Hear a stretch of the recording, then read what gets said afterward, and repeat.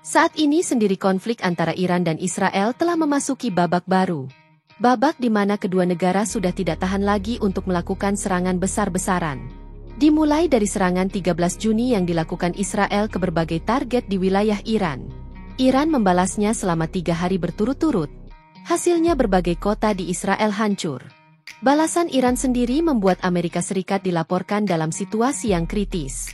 Maksudnya bagaimanapun juga Israel adalah sekutu terdekat Amerika Serikat dan itu membuat Amerika Serikat mau tak mau harus membela Israel. Masalahnya jika Amerika ikut menyerang Iran, eskalasi konflik akan jauh lebih besar. Iran bukan negara kecil yang enggak punya sekutu. Saat sebaliknya, negara nuklir seperti Pakistan, China, Rusia ada di belakang Iran.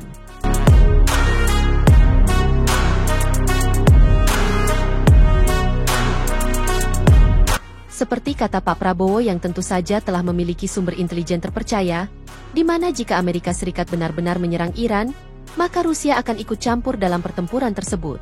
4 hari telah berlalu, sejak Israel mulai menyerang Iran.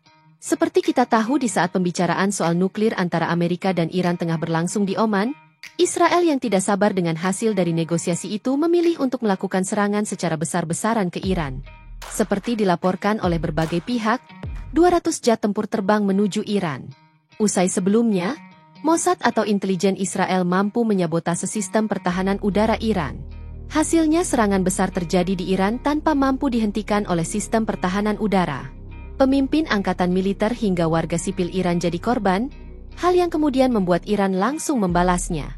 Seperti sama-sama kalian sudah tahu, 3 hari terakhir mulai dari Sabtu malam, Minggu malam, dan Senin dini hari, kota-kota Israel dihujani oleh rudal balistik hingga hipersonik. Kehancuran terjadi di Israel mulai dari Tel Aviv, Bam, Tamra, Petah Tikva hingga Haifa. Melihat deeskalasi serangan yang makin besar tersebut, pertanyaan pun muncul. Seperti apa posisi Amerika, negara yang dapat disebut sebagai sekutu utama Israel itu? Akankah mereka ikut membantu Israel dalam perang ini? Inilah yang saat ini jadi analisis utama media-media di dunia. CNN salah satunya. Jadi dalam salah satu analisis artikelnya, CNN menuliskan headline menarik soal kenapa ini akan sulit bagi Trump untuk tidak ikut serta dalam pertempuran melawan Iran.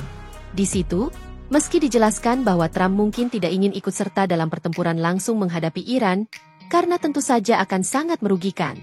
Namun dalam posisi ini sangat sulit bagi Trump untuk tidak ikut serta dalam perang tersebut.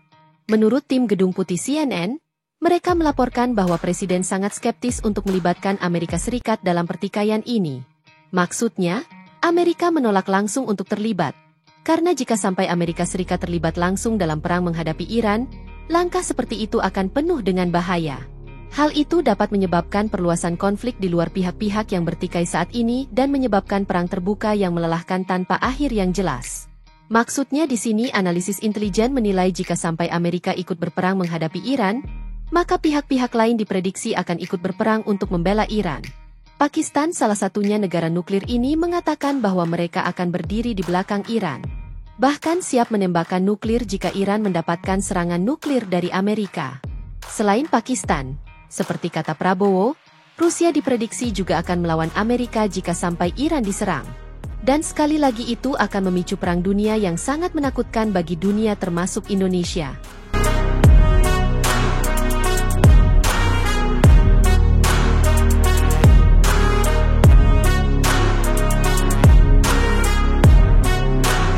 Sebagai info, Iran dan Rusia memiliki hubungan militer dan politik yang erat. Jika Amerika Serikat menyerang Iran, Rusia diperkirakan akan membalas.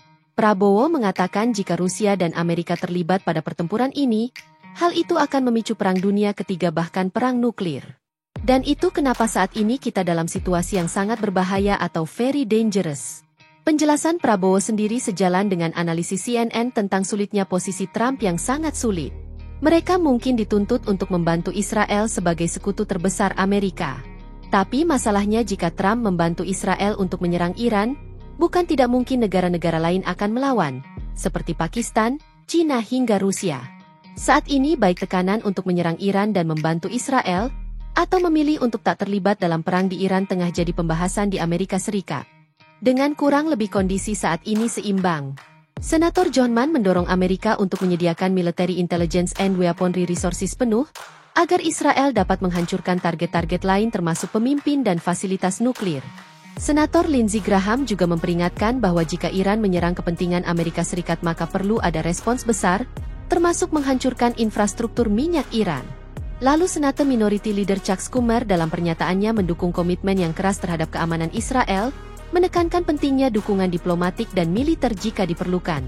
Sementara itu, beberapa politik sayap seperti Repuri Taylor Grani mendesak kebijakan Amerika First dan menolak intervensi militer Amerika di tengah konflik Israel-Iran. Dalam survei publik baru-baru ini sendiri, seperti yang dilakukan oleh survei Fox News via Ronald Reagan Institute, di situ dilaporkan bahwa 45% penduduk Amerika Serikat mendukung serangan udara oleh Israel ke fasilitas nuklir Iran. 37% mengatakan mereka menentang serangan udara Israel dan 18% tidak yakin. Jelas kondisi sulit dialami oleh Amerika Serikat saat ini, terkhusus Trump. Menyelamatkan Israel adalah hal yang wajib bagi Amerika lakukan karena Israel adalah sekutu terpenting Amerika Serikat. Tapi di sisi lain, menyerang Iran akan menimbulkan konsekuensi yang besar. Itu kenapa saat ditanya oleh wartawan, Trump selalu mengatakan Amerika tak ikut serta dalam serangan Israel ke Iran. Tapi di sisi lain, Amerika nampak membantu Israel dalam persenjataan. Dengan terbaru, kapal-kapal perang mereka telah mengarah ke Timur Tengah. Saat ini sendiri demi meningkatkan dukungan Amerika, Netanyahu melakukan propagandanya. Ia mengatakan bahwa Iran tengah mencoba melakukan pembunuhan pada Presiden Amerika, Trump. Dan itu kenapa Amerika harus membantu Israel menyerang Iran. Saat ini dunia dapat dikatakan terpecah, satu sisi mendukung Israel dan di sisi lain mendukung Iran. Untuk negara-negara yang mendukung Israel diantaranya adalah Amerika, mereka mendukung hak Israel untuk membela diri. Beberapa tokoh pemerintah saat ini mendesak tanggapan kuat jika Iran menyerang Amerika Serikat. Selanjutnya ada anggota G7 seperti Jerman, Prancis, Inggris, dan Kanada. Sebagian besar mendukung Israel mempertahankan diri, tetapi juga menekankan perlunya deeskalasi dan diplomasi. Kemudian ada Argentina, Presiden Javier Milei telah menyatakan solidaritas dan komitmen tak tergoyahkan terhadap Israel. Sementara di kubu Iran ada Cina yang telah menyatakan dukungan tegas kepada Iran dan menyatakan siap berperan dalam meredam ketegangan. Selanjutnya ada Pakistan yang menyatakan solidaritas kuat dengan Iran, mengecam Israel dan memperingatkan potensi ancaman terhadap stabilitas regional.